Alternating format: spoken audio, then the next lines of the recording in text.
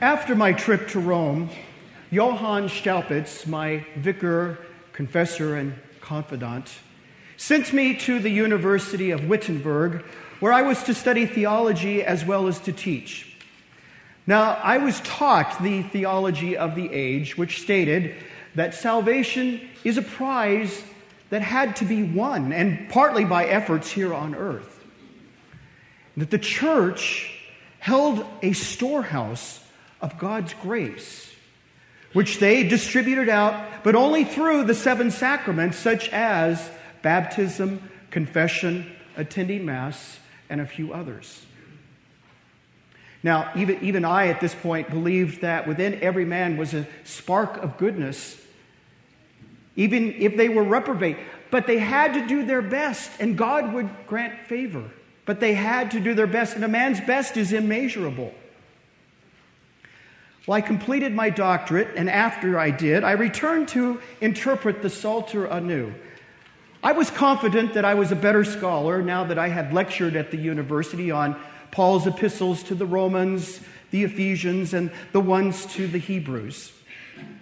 But up to this point, one phrase in Romans 1:17 had stood in my way of understanding God's grace. How I hated the phrase, "In it, the righteousness of God is revealed." For I had been taught to understand the term, the righteousness of God, spoke of a God who is righteous, but condemns the unrighteous sinner. But at last, meditating day and night, and by the mercy of God, I gave heed to the context of the words. In it, that is, the gospel, the righteousness of God is revealed, for it is written, "He who through faith is righteous shall live." Then I began to understand the phrase, the righteousness of God, spoke more fully not just of God's righteousness, but the righteousness of those who through a gift of God were righteous, and the gift was namely faith. Why, I felt as if I had been entirely born again, and I had entered paradise through gates wide open.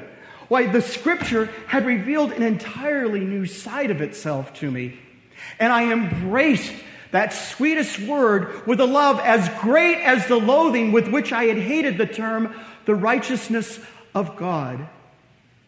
And I began to understand that the law of God was a mirror which reflected what every human being was in need of grace.